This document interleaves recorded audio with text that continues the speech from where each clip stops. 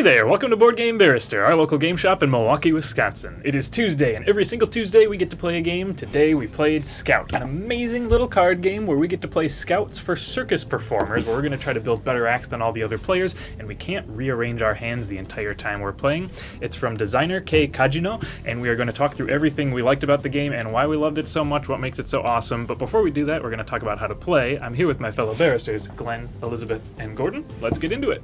Welcome to Scout. Now the goal in this awesome little card game is to build really strong circus acts out of the cards in your hand. Having strong acts will help you beat other players' acts, which scores you points, but it also might mean that other people are going to try to scout the talent out of your acts, which they have to pay you for, which is worth more points. Now every round you'll get dealt a hand of cards, and like I said, the main thing you have to remember when you first pick up this hand of cards is that you're not allowed to rearrange it in any ways, so this is the order my hand is going to have to stay in. What you're looking for in a good hand of cards is matches of cards that are next to each other, which we don't have any of, and runs of cards that are next to each other, and my 2 and 3 next to each other does count as a run. They can go in any order, but that's all I've got for runs or matches in this entire hand. So at the beginning of the round you have one opportunity to flip your hand over and see how it looks on the other side. Now this one's looking way better to me, and I'll tell you why. Even though we only still have 2 runs and no matches in this hand has a lot of potential because I'm going to have opportunities to get some cards out of the way, and when I do that I might be able to combine these 10s together.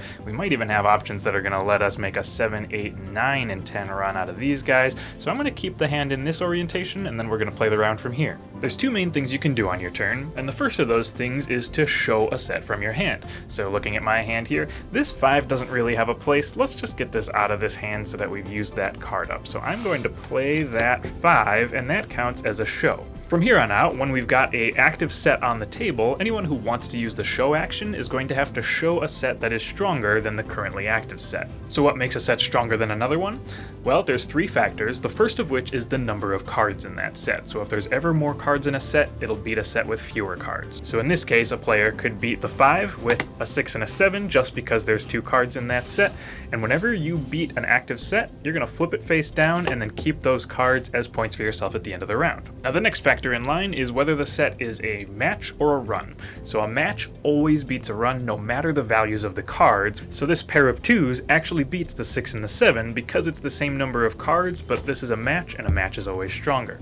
And the last factor to consider is the value of the cards. So if you're trying to beat a match or a run and you play the same number of cards, your cards just have to be higher than the ones you're trying to beat. So a pair of 4s beats a pair of 2s.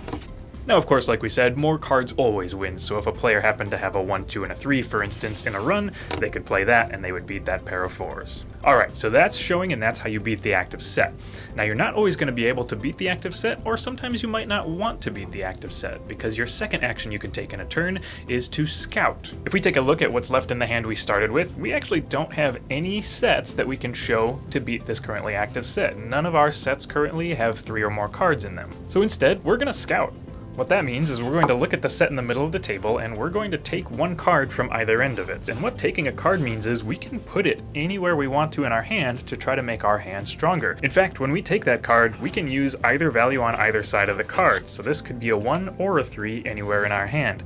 Suddenly, if we add this 3 down to the end here, this 1, 2, 3 set starts to look pretty strong, and we've even weakened the active set in the center of the table. Of course, adding cards to your hand that make your set stronger is awesome, but every time you use that scout action, you're going to take one of these scout tokens from the center of the table, and you are going to pay that to the player who played the set that you scouted out of as a free point for them. Now there's one final action you can take in addition to scouting and showing, and that is to scout and show in the same action.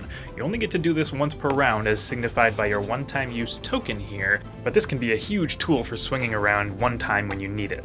So let's take a look at this awesome set our neighbor just played. 5 cards in a run, that looks pretty unbeatable. If we look at that same old hand we've been working with, I mean, we just managed to get 3 cards in a row, so this is tough, right? But if we swing to the other side of our hand and we look at the 7, 8, and the almost 9, 10 we've got going on here, now's our moment. I'm going to flip over my Scout and Show token. I'm going to take the 9 from one side of this run that they had going on, and I'll slot it in here. Now that player does get the Scout token for me having scouted out of their set, so they still score a point off of this, but now I've got 4 in a row, and I've reduced the set in the middle to 4 in a row. Mine are higher. My set now beats that set, and I just scored 4 points off of this. Not bad. So we're going to keep going around the table, scouting and showing and building those acts, and the round ends when one player uses up the last of the cards in their hands, or if someone plays a set so powerful that nobody else can beat it and it comes all the way back around to them, that ends the round as well. At the end of the round, you score points for every scouting token that other people gave you for scouting out of your acts, and for each card in the sets that you beat this round. You lose a point for each card left in your hand, so that would be worth -2 here, unless you're the player who played the powerful enough set that it came all the way back around to you. That protects you from the cards that are left in your hand, and they're just worth 0 at the end. Each player at the table is going to be the starting player for 1 round, and once we've played as many rounds as there are players, we're going to count up our scores and see who won. Alright, so we just finished our game with 4 players. We had a really good time with it, and it took us about 40 minutes to play. It feels like it's usually going to be somewhere between 20 and 40 minutes, depending on how many players you have, because everybody has to start 1 round while you're playing, but also depending on how much time you spend thinking about each move you're going to make. We could certainly have whipped the cards out faster and made slightly less strategic decisions about what we were doing, but chose to take a slightly more thoughtful route as we were going. Mindset. Oh, fine. I'll scout the show. Am I supposed to take $1? Take $1. Oh my Nelly. What is this? Wait. Sorry, Andy now gets the a round's dollar. over. Yeah. Oh, hey, thanks. Alright. That's a lot of numbers right there. Mine it out, everybody. Mine it out. I can't beat it.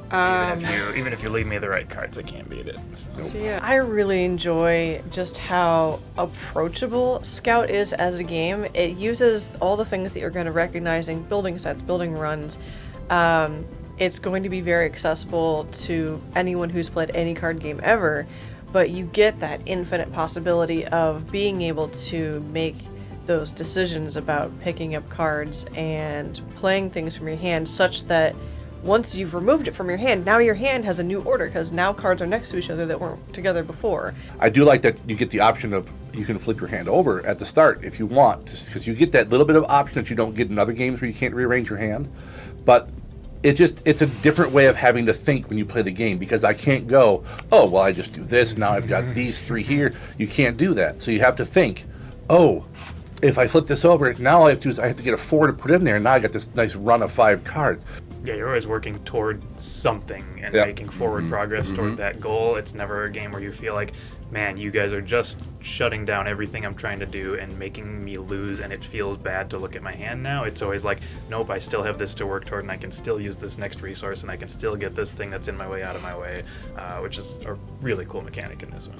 Yeah, I kind of felt that even though like I did very poorly and I had some negative point rounds, I always felt like I was making progress, right? I wasn't making as good a progress as other people, okay, but I always felt like I was getting better every play, right? I really like the ability to use the resources that are given to you. When someone else plays that set, maybe you can beat it, but maybe you actually want to take a card off of that, flip it around, use the number that they didn't have access to put that into your hand in a spot that's going to be really good for you.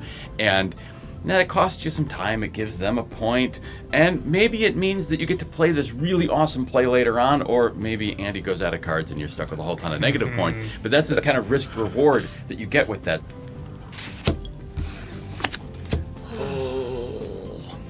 I'm out of cards. Oh. I'm sorry. No, I'm sorry.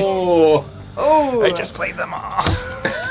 And the thing that I might like, well, it's not the thing I like most, but I think it's always worth mentioning about this game and a bunch of the games made by this same publisher, Oink Games, is that they focus really heavily on having a box that's going to fit in your pocket.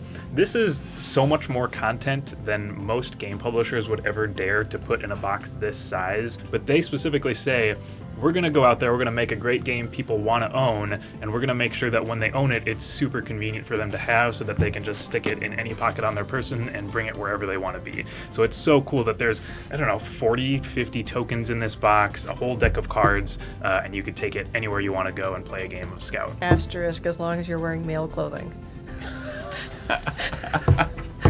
Backpack pocket. There's pockets everywhere. Alrighty, I think that about does it for Scout. Thank you so much for watching. As always, if you got a comment, leave a comment, hit that subscribe button if you want to see our new videos every single week when we post them, and check out our online store where you can find all the cool games like Scout. We will see you next week. Thank you so much for watching.